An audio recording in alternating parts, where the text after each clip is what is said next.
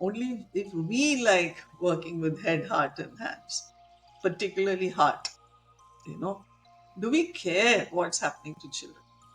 Do we care when we give a child a mobile phone at the age of less than 1 year old? What is happening to the brain of the child today? Because nature can take away a lot of the stress of doing the boring work, you know. And say that many people who are called teachers are innately pulled towards being a facilitator. Facilitator for learning.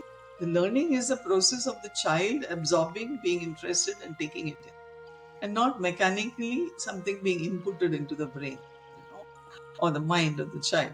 Like when you go on a nature walk, you are a co-traveler. You suddenly discover some particular, one plant, the way it's propagated itself in a different way. And from the edge of a leaf, another plant grows or something like that.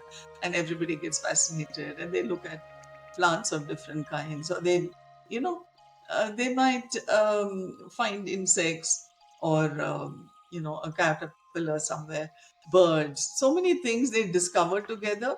And if they want, they go further and understand something about it. Yet another model is of the teacher being a catalyst. There's a table where we say these are living things, these are non-living things. So we consider rocks and all of that as non-living things. So because we think they don't have life, and that's why we eventually don't care about all those things anymore. So I did some activities where we went around in nature and collected different non-living things, so to speak, like rocks or sticks or all of that, and put them together to represent our idea of Gaia, or living earth, or like coexistence, diversity, all of that. That was a really interesting activity. There are people creating resorts, but unfortunately, resorts perpetuates the distance between them and nature. It's like sitting in comfortable chairs and looking out, or rather than being involved, putting your hands in the mud. You know, maybe a child doing gardening every day will find it more valuable. We also need schools to walk their talk, to live out, sustainability practices. Simple things like, whether they have uh, rainwater harvesting, they compost their organic waste, they segregate waste, use the organic waste for our organic garden. Schools can start an organic garden. Organic garden is the most fantastic way for a child to learn many, many things. Hello and welcome to Go Green Guru Sustainability in Action. I'm your host Ananya Sanumeshwar. It would mean a lot to me if you would like, share, and subscribe to our channel and support our work. So today's episode is all about nature education. So we have with us today Seetha Ananthasivan. She started Prakriya Green Wisdom School, Bhoomi College, Bhoomi Network, and some other initiatives as well. And now she, along with multiple people, are working on building a network for nature educators and a network of schools to promote nature education and make that a norm. It's called All Schools Can. We can, can't we? So I was a fellow at Bhoomi College, so that's a personal story for me. So you can hear me also share some really interesting and memorable experiences at Bhoomi. What is all this all about? Why nature education? Why does it matter? Why in our schools should we care about it? Why should anyone have access to nature? So how does that play a role in the way we think or behave or grow as people? We have a lot of philosophical conversations on what is the true meaning of education and what could it be, right? So whether you're an educator or even aspire to be one, or a parent, or just a person who cares, a person who is curious. So do tune into this episode, and I'm sure you will take something home with you. Let's dive right in.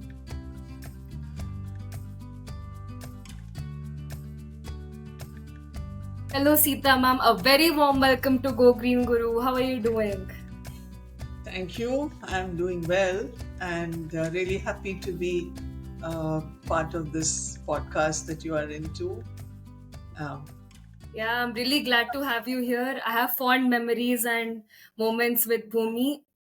So I was a fellow there at Bhoomi College for a while, and I've been associated with Bhoomi, and it's been a beautiful experience, learning experience. So this is a real delight for me. and it's a real delight for us when Bhoomi fellows, our alumni, do any kind of thing that is in this area of sustainability. So happy to find that you're working in your own way, apart from Mm. your studies, I understand. Yeah, Yes, thank you so much. yeah.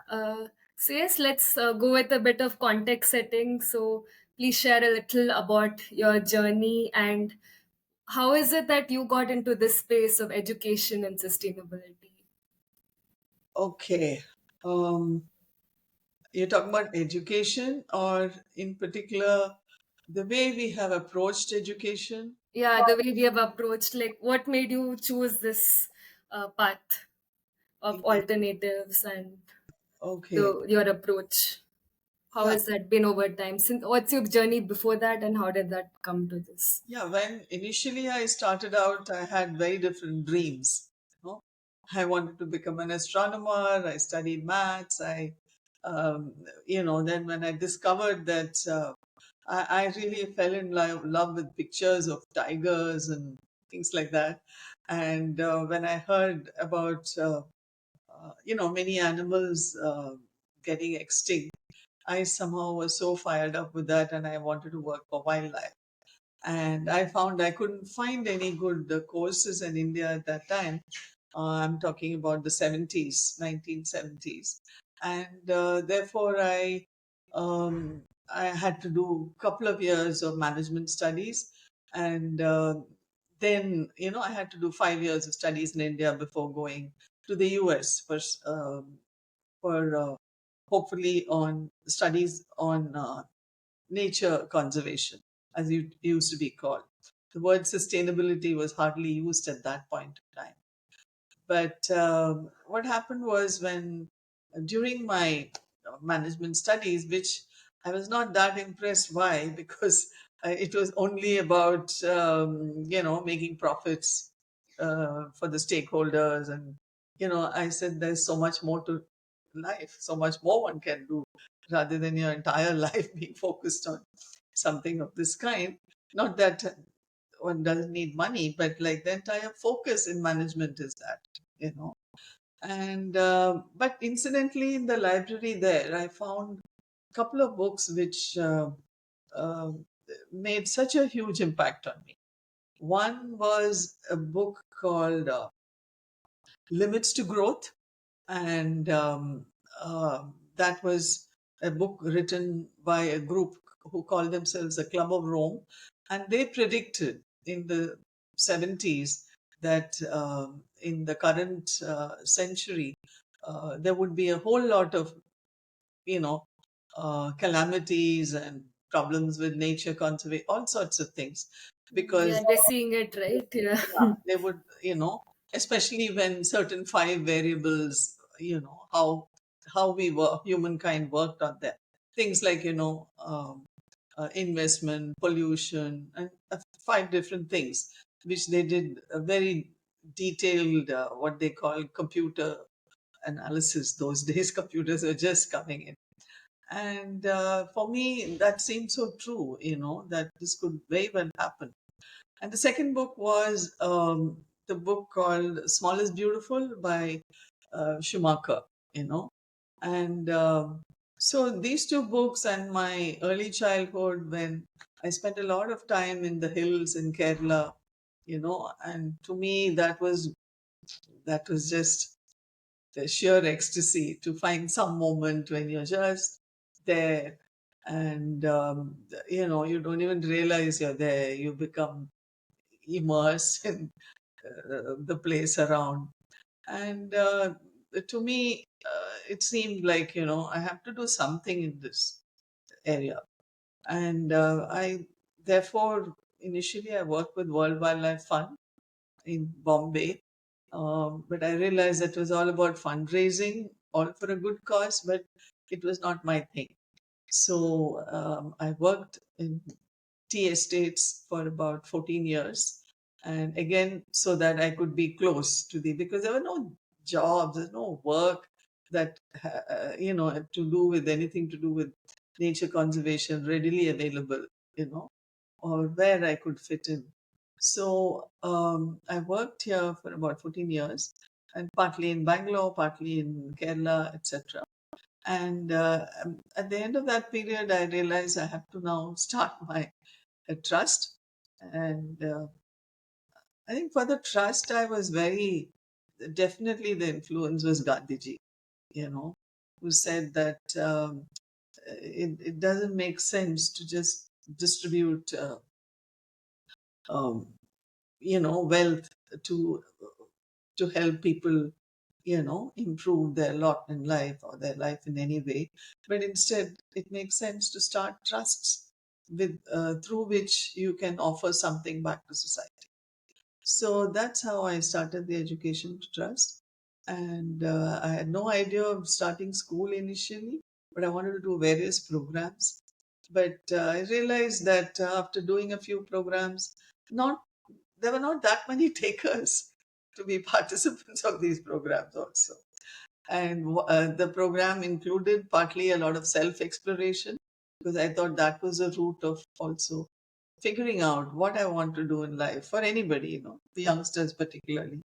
And since I couldn't find something, you know, then that I felt I could continue with, because if don't have enough participants, how do you work on offering different programs? This I'm talking about in the 90s.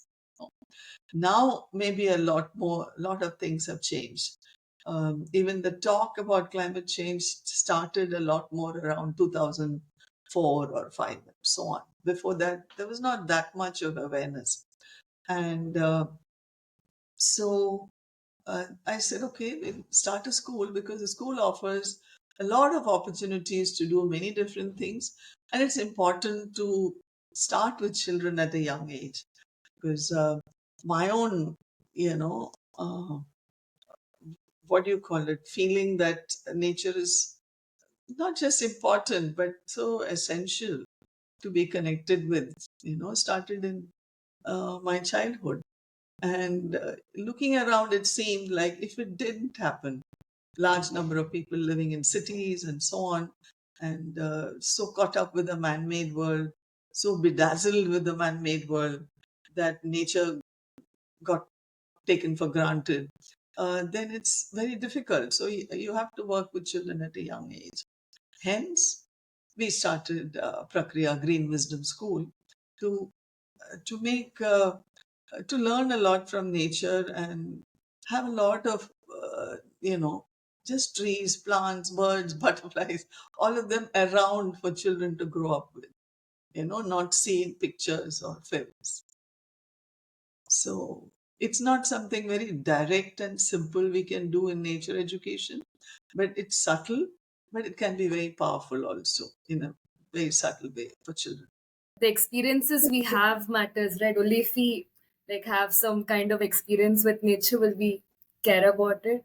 And yeah, I think even Yuvan Ames, who's also a naturalist and nature educator, he's also shared a lot about how nature is so important for a child's well-being, and also building the cognitive abilities and all of that, how nature plays an important role, but then uh, we're often disconnected from it in a way. Yeah. Yeah. So, what is your perspective of education? Like, how do you think education is happening today, and what is your perspective towards education Well, then? that's a lot to talk about. Yeah. But uh, briefly, if I look at the major things I think that have influenced education today, it is, of course, our economic system. So, this the education was there of different kinds in different parts of the world. Even in India, there is this famous book by Dharampal, called A Beautiful Tree.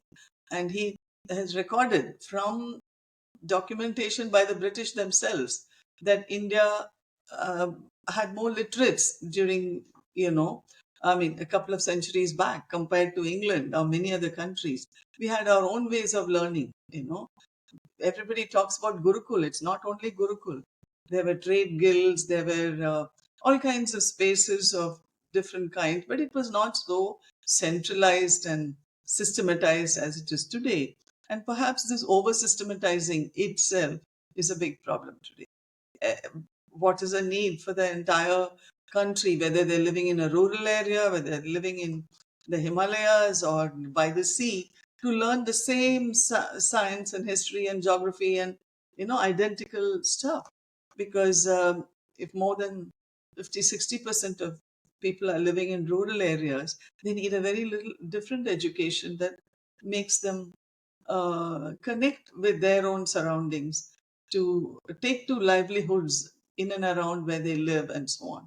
Instead, very clearly, the focus seems to be very oriented towards making it easier for corporates to grow, which is push more and more people into urban areas. So it's the identical kind of, and every person today, they have succeeded very well in this. Now, if you go and talk to any rural youth, what is their dream?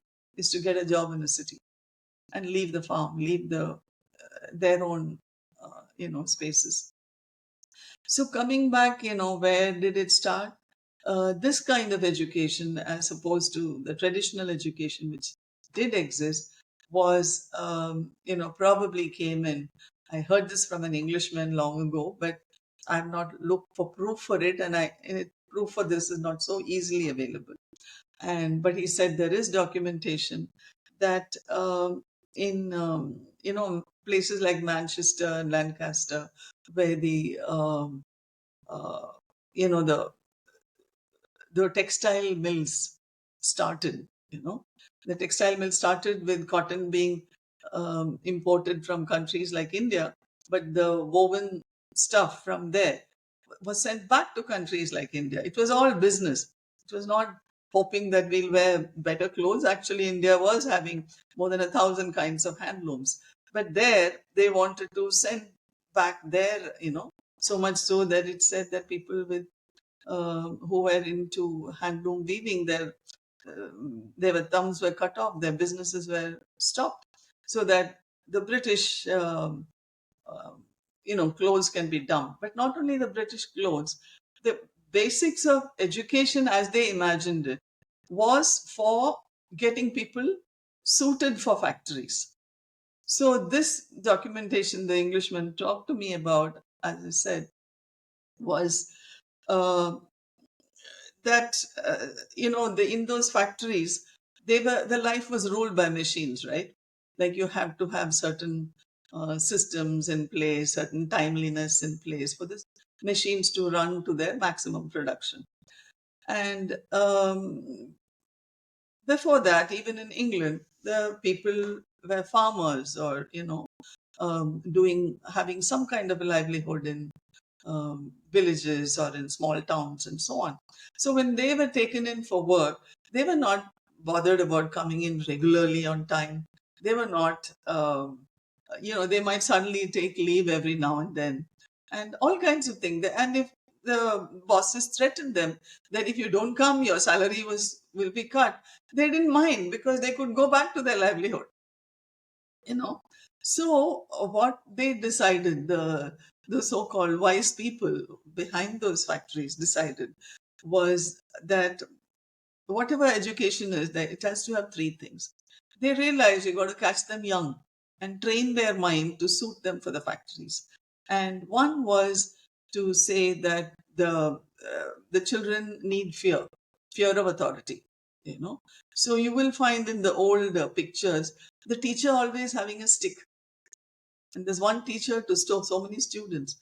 And fear was part of the education system, that they had to study something or they have to, do some rote learning of some kind or whatever they had to do.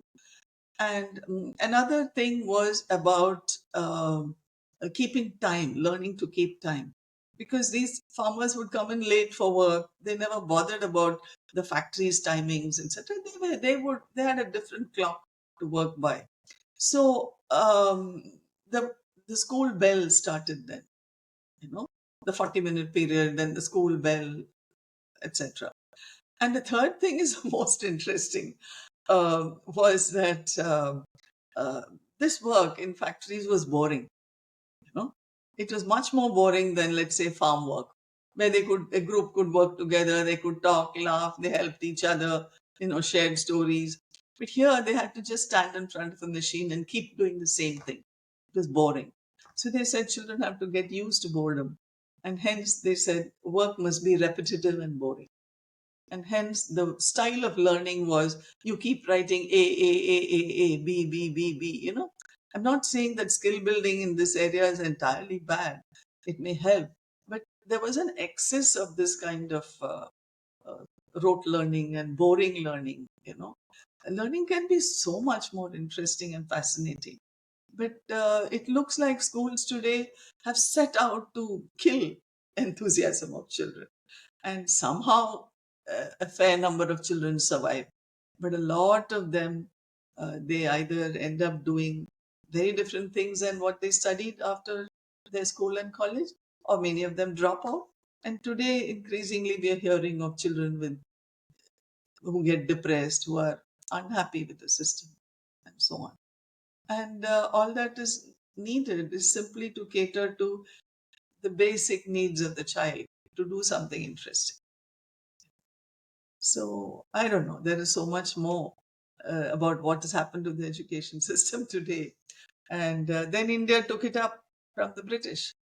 You know, India was so enamored by the British, even though today you'll have a fair number of British accepting that Britain became rich by looting India. You know, and India was one of the richest countries in the world 3, 4 centuries back, and so on. But yet we are enamored of that kind of education. And we forget one, basics, what is traditional, and two, our roots in nature. So I don't know, the concern for these two, I know that, one can't wave a wand and make huge differences. There are policy issues, there are government, I mean, there are, it's a very centralized system. So what do the school boards do? Whole lot is there, but I think I'm not. I didn't get into those areas. There was a time when I thought if you want to make a difference, you have to get into politics. There's no other way. But I realized I'm not cut out for politics. So, well, uh, do what you So, what can. is your approach towards education? How I how do you think it can be done? Well, I think Mm, for maybe through examples also with your experience with Prakriya and Bhoomi. Yeah. see, for education to be meaningful, I think the adults who design education for children have themselves to be educated about what is meaningful in life, and not mechanically follow the same kind of education that you know, that they went through. They first need to open our eyes and see that all this has happened. And is this the best thing for children? Today, there is a lot of research, but it's not reaching the school teachers because school teachers don't have a habit of looking at research. They are like postmen, taking from the textbook and trying to put it into the heads of children. They have no great role beyond that. But there are many teachers who love children and do many things to make it interesting for them. I'm not saying such teachers don't exist, but the majority of, it's not expected from the role of a teacher that they should keep in touch with the best practices, as they call it today, or with research, understand what is the best thing for children, and so on. So mechanically, there is stuff done, and learning is in silos. There's a geography class, there's a history class, there's a chemistry class, and so on. And to think, to help children learn to think through, to question, to go beyond the curriculum. Unless the adults do all of this, how can it be easy for children to do it? In spite of the system, there are many who do it, is, I think, because of the child's own innate strengths and nature. A few children. But there are many who succumb and become mechanical workers when they go and work wherever, you know. So it's like this, what you talked about, what should we do? The first thing is, are adults willing to be educated? And hence, like for instance, in Prakriya, we don't, from the very beginning, we don't appoint teachers. We appoint learner facilitators. It's made very clear that a teacher has to be a learner. And learning includes learning about myself. And learning about myself means how I have been brainwashed, how, whether it is, in family, friends, my own context, where something has happened which has left me with a lot of, you know, uh, a lot of difficulties to face life with full vibrancy, or a lot of little things, or how education has made me so mechanical and not learn to look beyond. And when teachers also do a little bit of play like children and learn like children, and learning is not only in a classroom. Sometimes the learning for a teacher or for children happens in a nature walk, or happens through some activity, through art, craft, so many different things. So we we have 2 Saturdays a month reserved for teachers for such purposes, where the learning can be sometimes organized, sometimes they organize it for themselves. It could be book reviews, it could be a range of ways of learning. But I agree that, any school to survive in India also has to prepare children for some kind of board exam or the other. So we had chosen ICSE because till class 8, we could choose our own, we could even write our own textbooks. So here, if you give that beckoning to a teacher, if you give that space and, welcome such activity, there are some teachers who do right. And we have many teachers who have changed the textbook, or have rewritten stuff that suits children much better, be it in Kannada or Hindi or social studies and so on. It has been a slow process, but it has happened. So we can't say that. Many people say, oh, the best people don't come to education. Um, that's maybe in a way where defining how you define best, it may be true, but it's also not true that given the space, given the invitation, um, people do a lot more than you would imagine they can do. So when that happens with teachers, they can pass it on to children, to beckon to them to work with what their strengths are. So we do workshops on strengths theory. We do workshops on multiple intelligences. We have a lot of different activities for children. We have nature walks regularly. Now, how can a teacher take a child for nature walk if she herself, doesn't care for it or doesn't understand it? And that's not because she's incapable. It's because that was the way she was brought up. Schools became very limited, almost like prisons. You know, schools are all about books and exams and little else.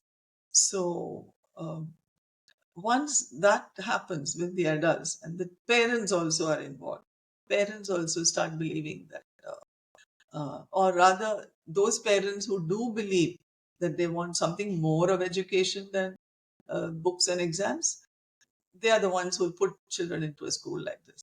And the reality is, their children also do well.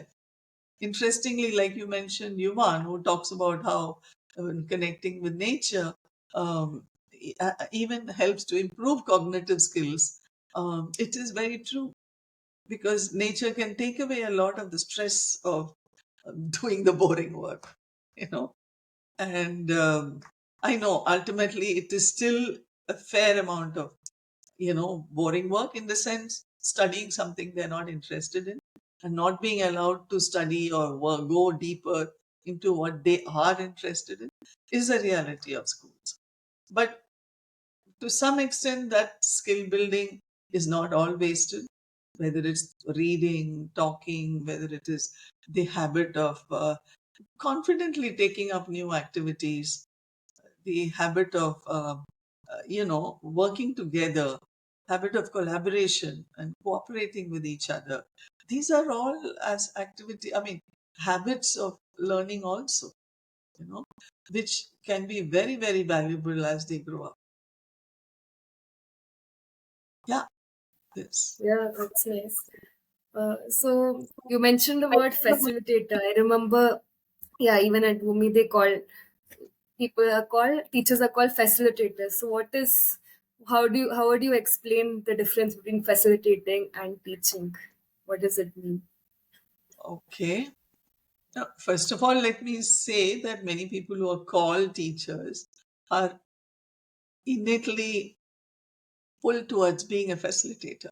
Facilitator for learning rather than a teacher who knows more than the pupil and therefore can dictate what the child should learn or how the child should learn. You know, that's the difference between the teacher and facilitator. So traditionally, if you look at it, I mean, I think somebody has written it somewhere and it comes back to me that, the whole learning process can be of different kinds. Like one is inputting.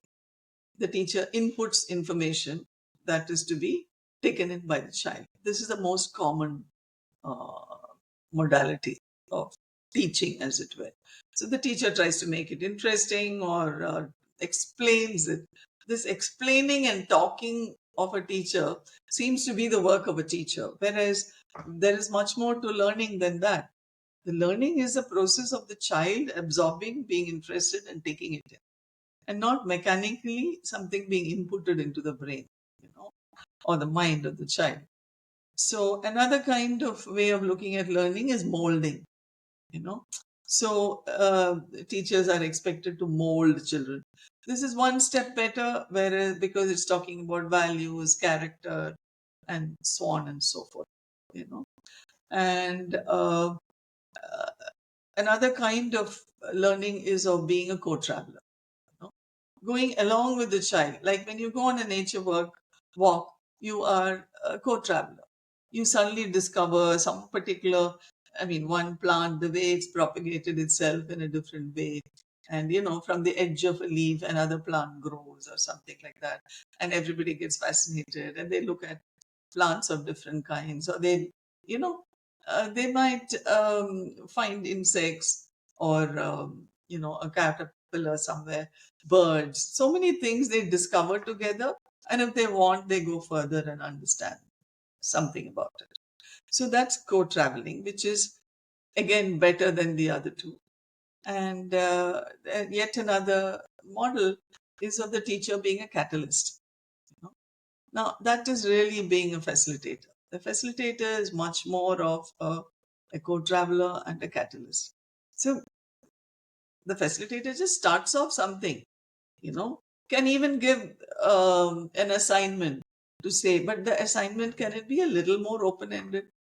Find something that you value a lot, or that struck you when you went out on such and such a trip, and find out more about it and put it down together, or make something creative out of it.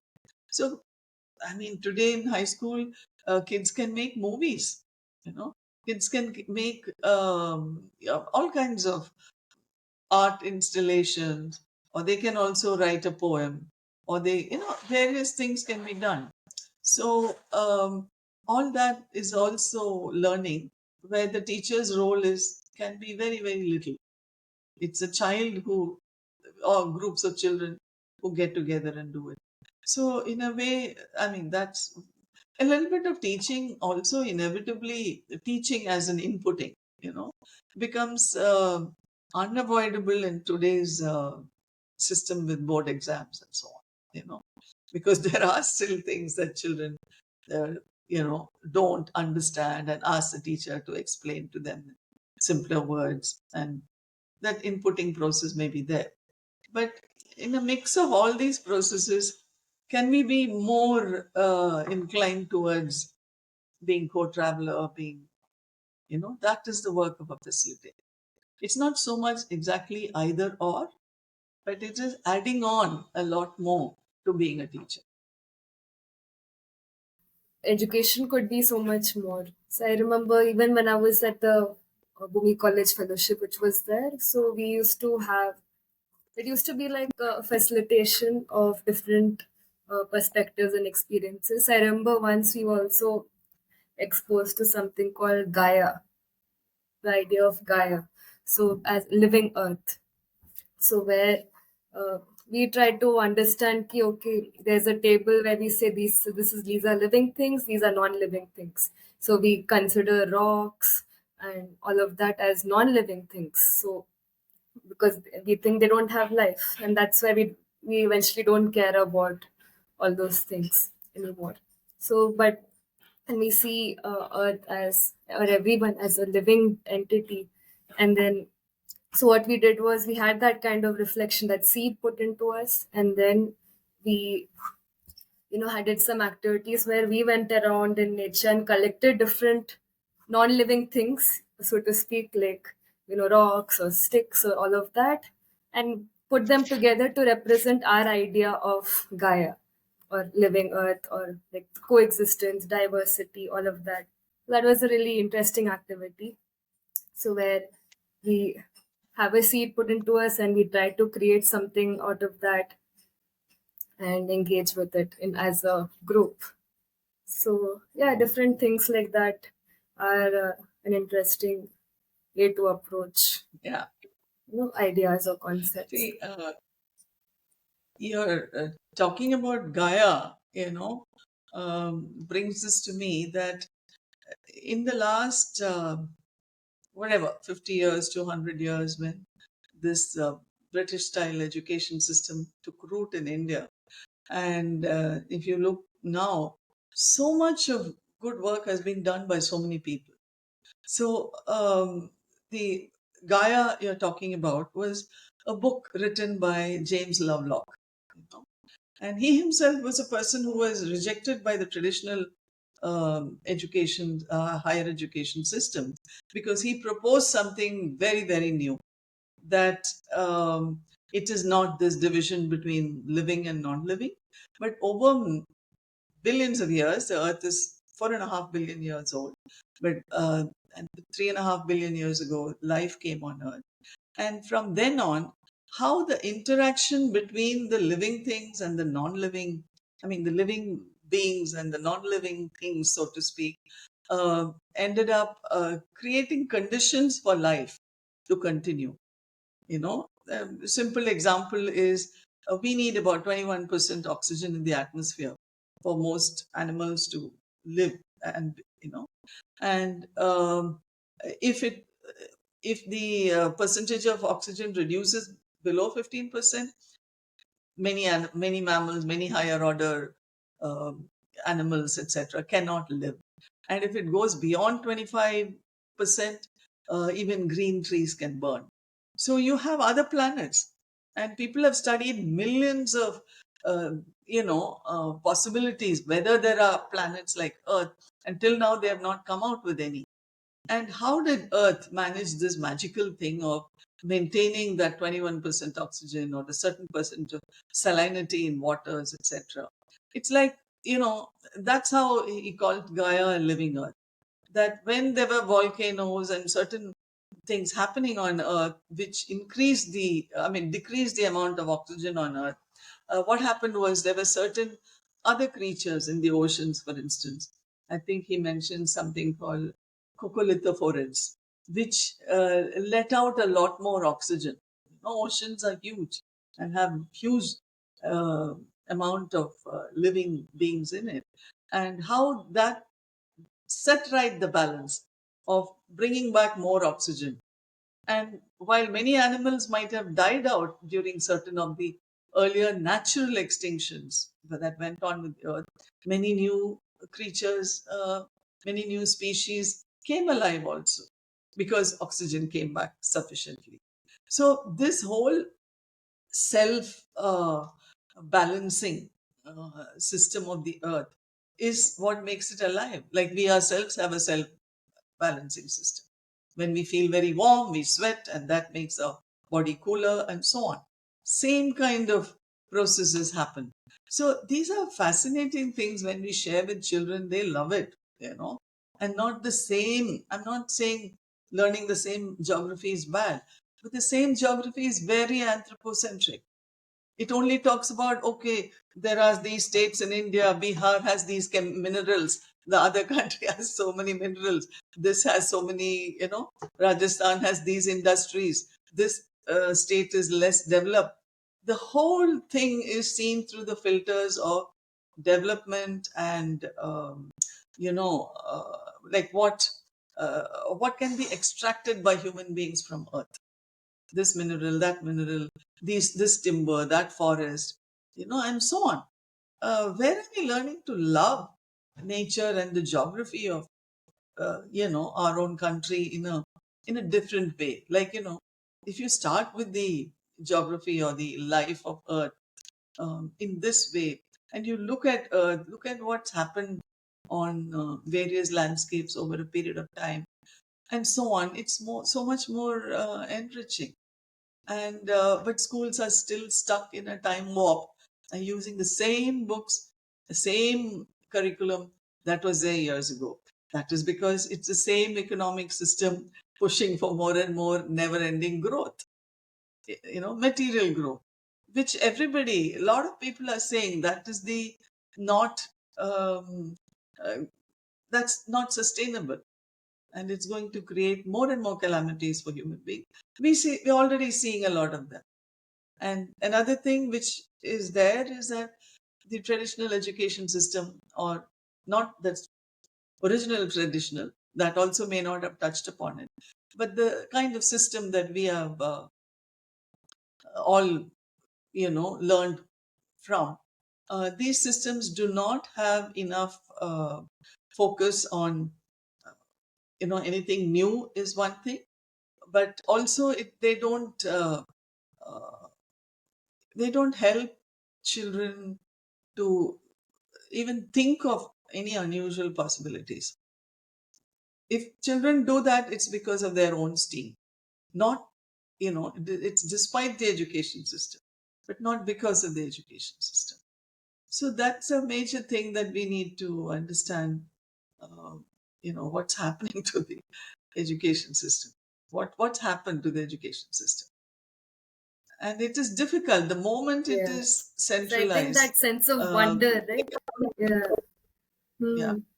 wonder is only one part of the beginning. There is wonder, there is exploration, there is curiosity, there is lots of things which are killed in a child.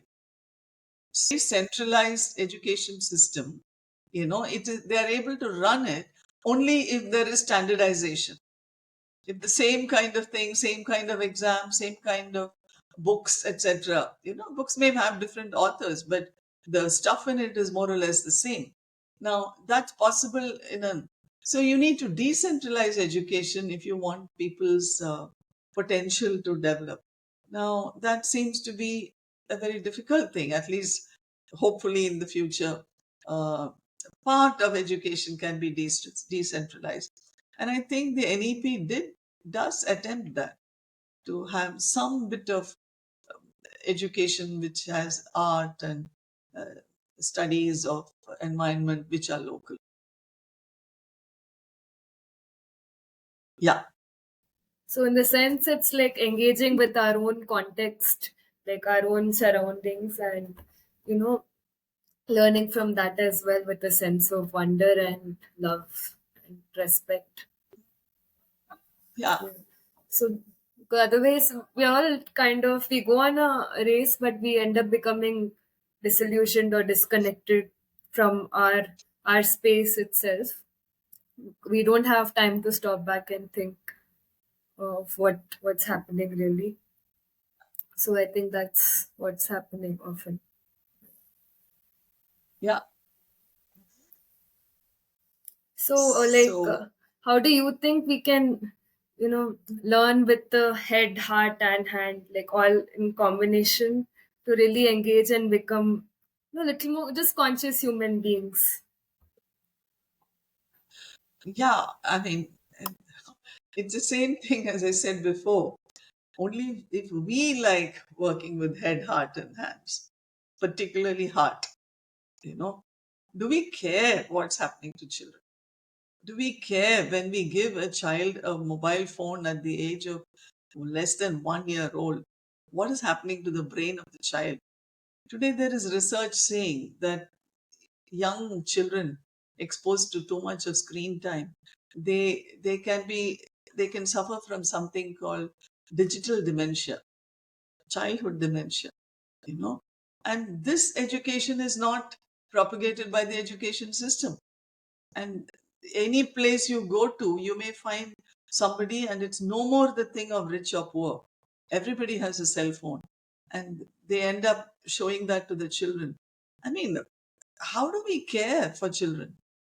And that's why we are, I mean, although it's a drop in the ocean, but like for instance, the end of this month, we're having this conference on children need nature.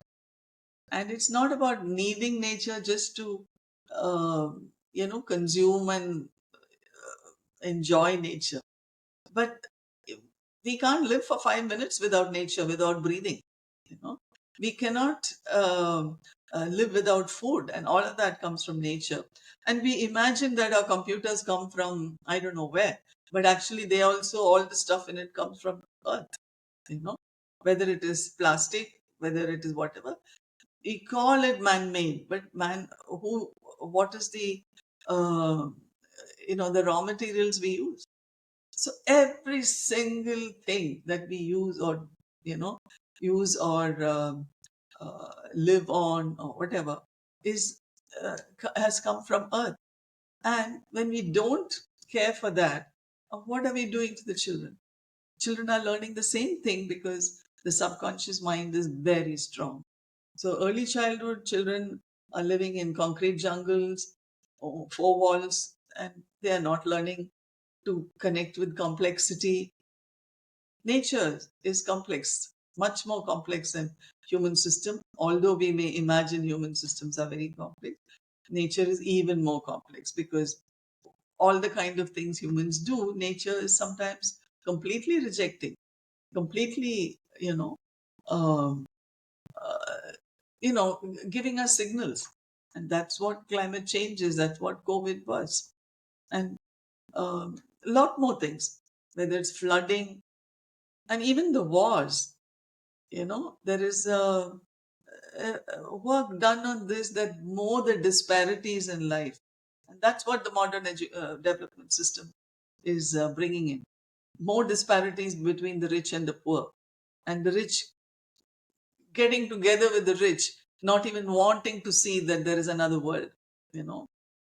So the rich and poor, the disparities between them, the more the disparities, it is said, the more the violence there will be. So if you connect all the dots, you can see wars take place to extract some mineral out of some other country and so on and so forth. You know, it is not just, maybe there might be some madness here and there for power and things like that, but it's very, very strongly connected to economics. So if you look at it, education itself cannot be just changed. We need to relook at many, many things in our lives. It seems tough, but maybe humankind will only learn with more and more calamities. Unfortunate thing. Or there are more and more people who try to change their lifestyle change their thinking. And therefore, education also has to change. So we are doing a little bit to have teachers trained, first of all, to teach for college, Teach for Nature Fellowship. We hope to train people year after year who can go into schools, because schools are saying, okay, it's a good thing to learn about nature, but who will come and teach? What will we teach? They think that learning about nature is just learning about a few plants or learning names of butterflies and birds. Learning about principles of nature is much deeper. And also, it's not learning from a book, it is just the experience which may not be quantified.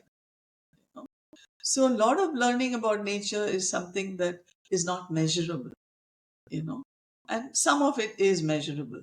So, can human beings get this thing out of their head that all learning has to be measurable? I mean, I think it was Einstein who said that something like, I'm not sure of the words, everything that counts is not countable, and everything that's countable may not count, you know. So we are only learning what is countable, and making the learning process itself countable through marks. So, and it's very difficult to find too many people, teachers even, who will agree with this. Ultimately, they get down to, but tomorrow I must go to my class and teach my children to do an exam. So, no, where to begin? You know, uh, I don't know. One way is good old ways. We begin wherever we can. The other way is we also need people to get into advocacy, to try and represent things, to go to court for certain things, to uh, try and educate the leaders in whatever way. Maybe make a lot more documentaries and films over a period of time that will reach more and more people. So we are at a very early stages of a movement, and let's hope that this movement will continue in multiple ways. Yeah, you're Yeah. talking about building that network in that community. So maybe you could also share about the All Schools Can network and what you are trying to work on with that. Yeah, we thought that teachers cannot really teach for nature. I'm using the word teach as a, what we mean is facilitate, but that's a bigger word to use everywhere. So, like Teach for India, we are calling this Teach for Nature Fellowship. But teachers alone cannot do this. We need the support of school administrators and so on, the school principals. So, hence, we feel we need an alliance of schools that care for, that CAN stands for Climate Action and Nature, you know. So, all schools they can do something or the other. Even if there isn't a square inch of uh, ground for a school to grow trees, still they can do certain things to learn about nature.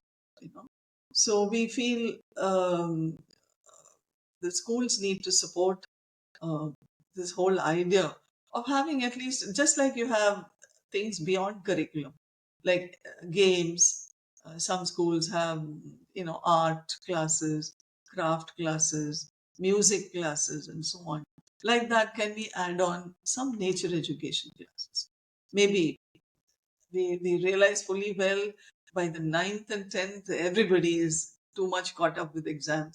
So maybe in the middle school, maybe in the smaller classes, a few schools have agreed to take on our Teach for Nature fellows. We've started very small with just about 10, 12 Teach for Nature fellows now teaching in various schools. But then the third leg of this activity is we need groups to get together, and that's how we have this conference on Children Need Nature, where we have some a lot more research and work has been done abroad than in India in this field. So we have Richard Loeb from the US, who is talking online. There's another person called Richard Dunn who is coming here personally for this conference. In UK, he has started a project called the Harmony Project, but it's all about how children can learn harmony and with nature, along with nature. So again, using nature's principles to learn how to cooperate, collaborate, learn harmony, and so on.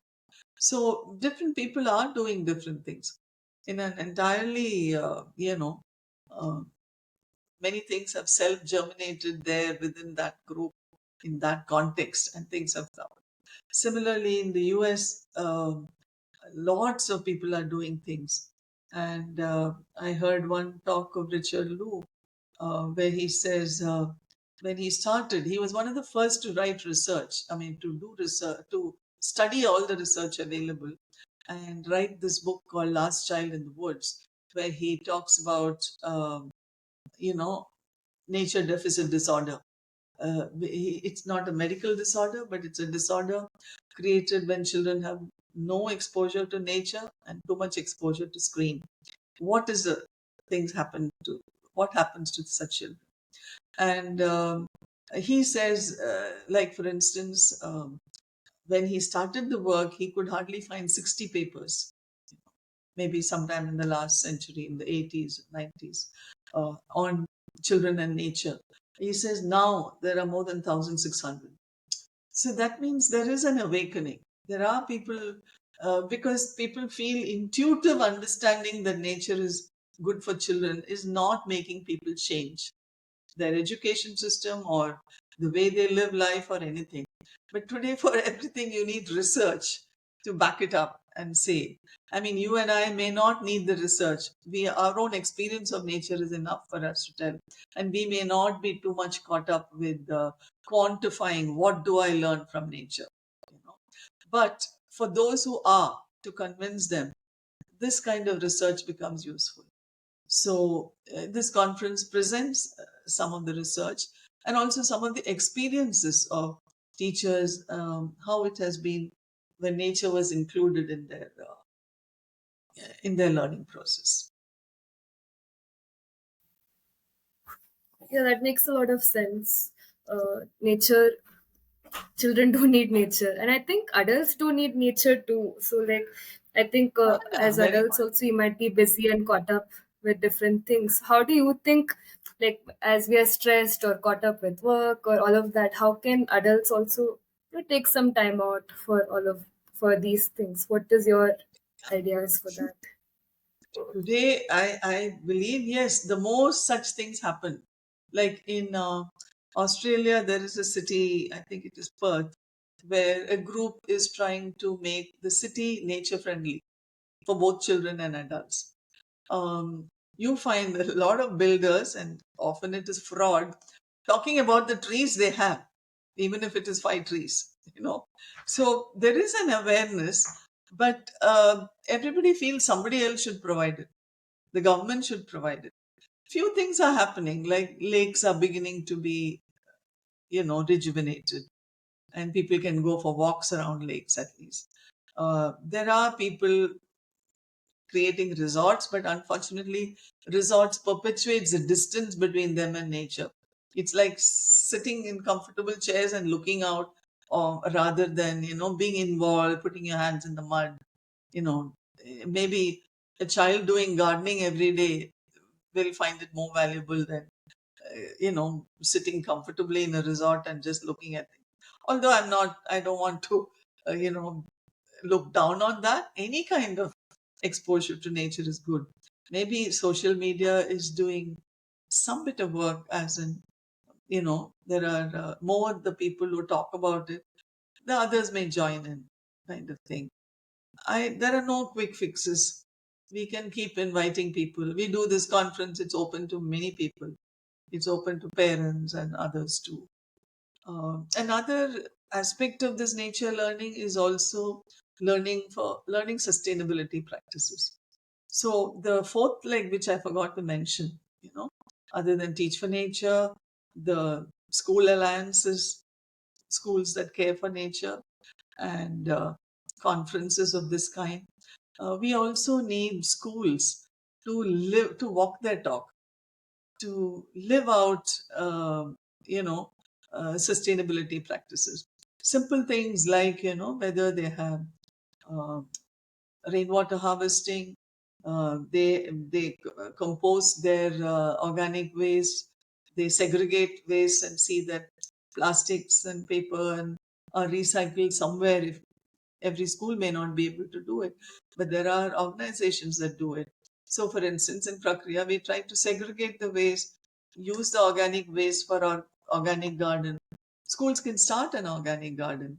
Organic garden is the most fantastic way for a child to learn many, many things, and so on. Schools need to have infrastructure, just as we have infrastructure for learning chemistry, like you have a lab or you have a physics lab or a home science lab. You need all these kind of things and as many plants and trees as possible, you know and maybe it'll be great if the government brings back the old rule that a school has to have 5 acres or something. Instead, many boards have reduced the number. You know, now I think you can start an ICSE school with half an acre of land in a city. So, in half an acre of land, you only have buildings. So, with our population, this excessive urbanization is also causing. So then children can only go out for a walk to a park, and maybe there should be rules about how many children maximum should a school have. When you have thousands and thousands of children in a school, how is a school going to even attempt to do serious nature education? But even there, we are saying at least for class 6 and 7 children, do something. It's difficult to do for thousands, but maybe for a few hundred children, something is possible. And so on. Some exposure they get during their school life. Like, as I said, there are 100 things to talk about. And we need talking. That's why we have committed in Prakriya on this is our 25th year. That hereafter, we won't do so many different kinds of, outreach programs. We will only focus on children need nature. So that's something because we are really not having the time, energy, or the resources, to do multiple things like we used to. We used to do that sustainability fellowship, many things. Now we are only doing the Teach for Nature fellowship because we feel there is something definite in terms of work at the end of it available. And there are many other places to learn sustainability from today. Yeah. And you mentioned sustainability, right? So maybe could you give ideas and, like, for example, for adults to even learn about sustainability or to do all these kind of practices, what do you think should the approach be like? How do we, campaign for such a thing in a meaningful way? I feel everybody's talking about how you can do rainwater harvesting and segregate waste. I think there are enough people talking about it. The only thing I would like to focus on with adults is focus on what's good for your children, and work for it. So, a bunch of parents in a school can go represent to the principal. Can we do this for the children? A bunch of parents can come forward to, can we take children to a nearby farm or a nearby wilderness area? Can they educate people? Can people educate each other? Those who have become aware can, instead of becoming aware and sitting back with it, can I pass it on to a few more people? I think that buzz, it's said for change to happen, the first step is to have a buzz that people are talking about it. Maybe this is one area. It may take a long time for many schools to move into this, but yet I feel adults, one thing they should do is stop looking at what I do for myself, my home, my space, you know look at for their children, not only their children but children of the world, and do something beyond that personal use issue. We need supra-personal goals. Can I round up a bunch of other parents and do something in the school of my children or schools of somebody else's children? Even if I don't have children, why does it have to be only that? So that also is something we don't learn in schools. We don't learn charity. We don't learn generosity. We don't learn giving back to the society or earth.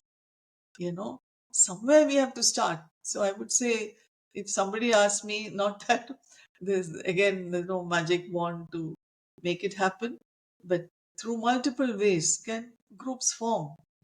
Yeah, you need 1,000, 1,000,000, such groups to bloom.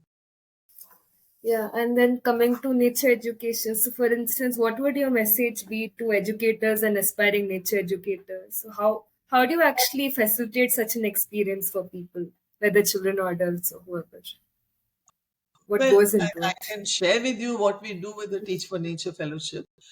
We have reduced it from, the 9-month fellowships we used to have now to, it's only a 10-week fellowship. And we've taken people who are already interested in nature education, you know. And interestingly, there is a change happening in the world, even though I might have sounded very pessimistic earlier. But, for the other fellowships, the holistic education or the sustainable living fellowships, we used to get 70 to 100 people applying, and out of that, much fewer actually signing up. But for the Teach for Nature Fellowship, believe it or not, we got more than 200 applications. And we were willing to take only 20, not more, you know. And out of that, many came who are already working in schools, let's say in Rajasthan or some other place. And they came here to learn methods to take back with them. Some came here wanting to be placed in schools, you know. So, what we do with them is every day for the morning 1.5 hours, they spend alone in nature. And in Bhoomi, as you know, we have that kind of space. There's no point in talking about nature in a classroom and in a space where there is not much of nature to connect. So I would imagine somewhere or the other we have to have such institutions which help people connect with nature directly, and people learn their lessons from nature directly. And at the end of the program, when asked about feedback for what was most valuable, all of them said this morning 1 to 1.5 hours was most valuable. They would also spend some time with organic garden, but a lot of time there were also concepts, ideas, the other people who've done some work in these kind of whether it's with biodiversity, whether it is with bird watching, whether we need we have lots of resource people coming in for different things, be it for, as I said, bird watching, um, you know, understanding material, clothes, what is sustainable clothing, understanding, let's say, processed foods, how food is connected with sustainable living. A lot of things are talked about and worked with, and also this nature time. And also, a lot of it is the fellows themselves doing demos with each other. They do demo classes, how they would take children on a nature walk, or how they would teach something to children. So it's a lot of on the job learning, a lot of, like, what you talked about in the beginning of head, heart, and hands involved kind of thing. But a fair amount of cognitive learning or conceptual learning is also needed. Yeah. Are we And I done? agree. So this time with nature is like really precious for life itself. Even if whether we are educators or not, just that time with nature is like really valuable. So I remember during our so we had a Sankalan program at Bhoomi, so in our ecology. So it was just a 1 week program where we did process work as a community, where we reflected on ourselves and shared our feelings and stories, and connected with each other.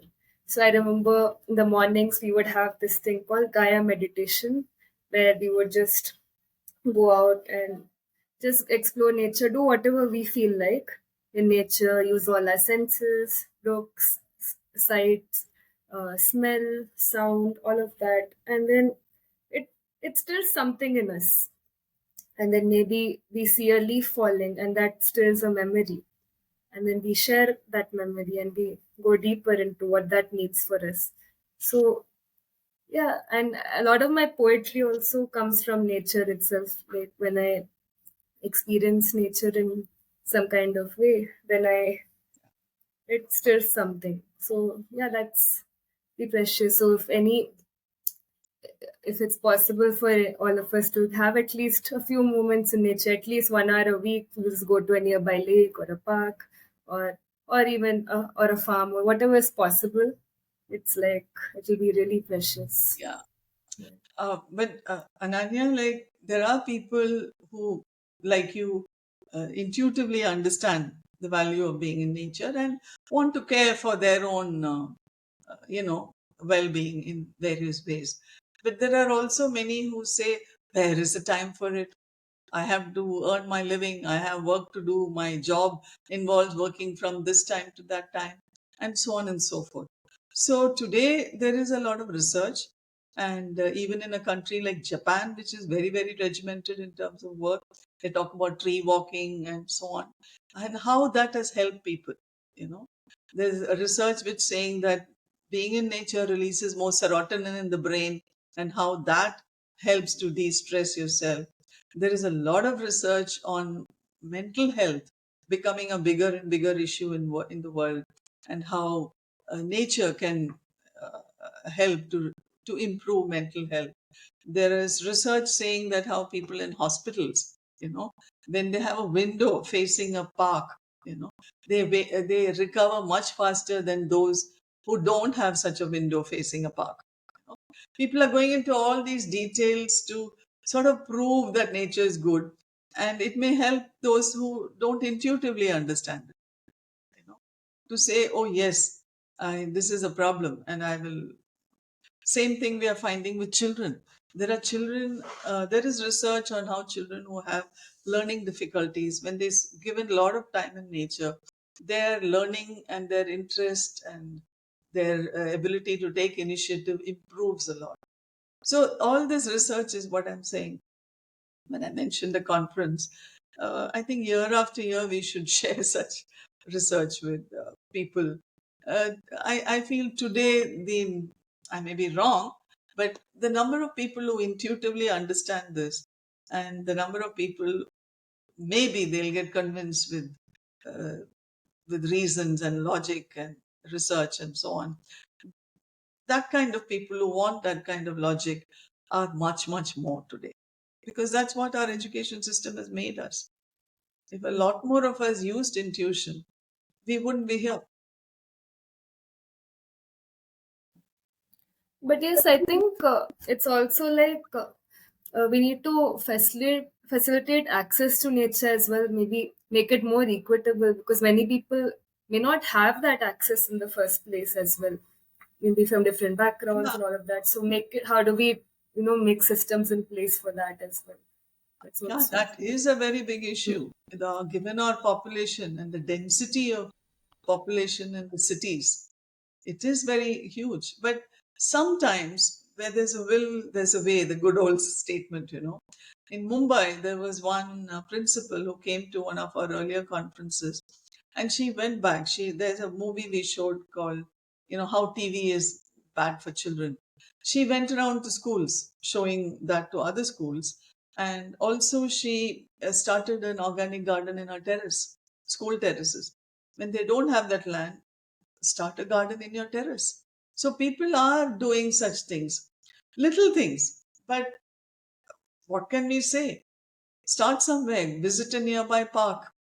At least once a year, take children out on an excursion, not to, some fancy park with Mickey Mouse dolls in it and so on, but go to a farm or a wilderness area.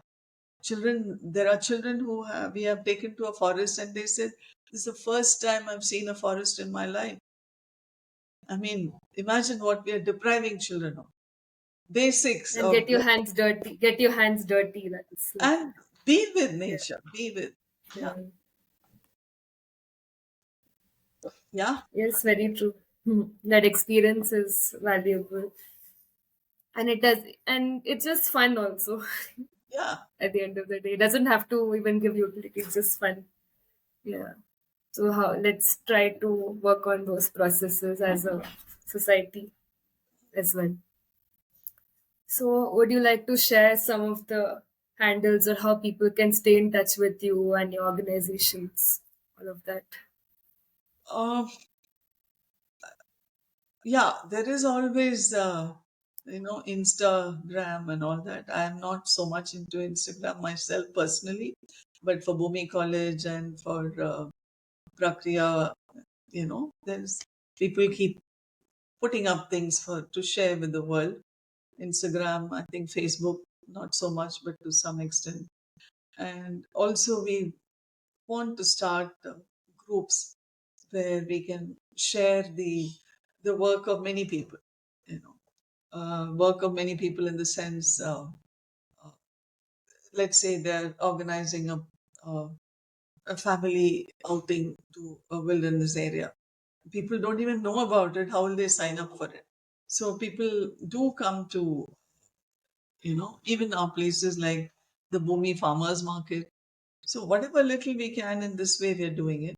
We've also written a book on uh, education in tune with nature. We want to bring out more books. We are working along with one of our earlier Bhoomi fellows to bring out field guide of trees in uh, Karnataka. Little, multiple things are needed, and we are growing very organically. If someone's interested in something which makes sense to promote. So, that kind of a field guide, anybody in Karnataka visiting any place, they will be able to know something more about trees there and so on. So, these simple guides and books are needed also for children. In the conference itself, there are a lot of nature writers whose books are being sold. We try to promote such books. And we decided in the school to have a tiny little bookshop of nature books. So we are finding parents who are interested. Who knows, that parent who is not, that some parent who is not, convinced otherwise, by reading somebody's book may make them, give a little more time to their child with nature. Who knows? So do Yeah. multiple things is what we feel. Yeah, definitely. And I'll share the handles on the descript podcast notes as well so that people can stay connected and learn more about the things happening. Great. So, yes, any parting words for our listeners? Yeah, just that we are all in it together on Mother Earth, with Mother Earth. We are part of Gaia. We are Earth. We are nature, So let's uh, let's not forget that. We remember that deeply again and again every day. It's a new prayer we need, you know, so that I am part of nature. So let me connect with nature. Let me help others connect with nature. That's not one line, but okay, let me connect with nature. Let us connect with nature. Yes, thank you so much. Yeah. It was a pleasure talking to you and learning about your story and your dreams and perspectives. Thank you, So, yes, Ananya. I've also enjoyed talking to you. yes, So thank you. you Take covered care. a subject which I never tire of, so it was good. Yes. And that was episode with Seetha Ananthasivan. Yeah, there's a lot of food for thought, right? So here are my 2 cents. So, of course, let's try to bring in little more access to nature for our children, for different people in our society, and also try to connect with ourselves in the process, right? So whether we are going for just sitting in the garden and just watching birds, you don't have to name the species and all of that, but at least, but the whole experience of just noticing, right? Noticing the leaf fall or the listening to a bird sing. So it can be a deeply spiritual experience. So, and one that I hope everyone can have access to. So, how can we bring in more public? spaces of nature, right? So where different people have access to all these different experiences.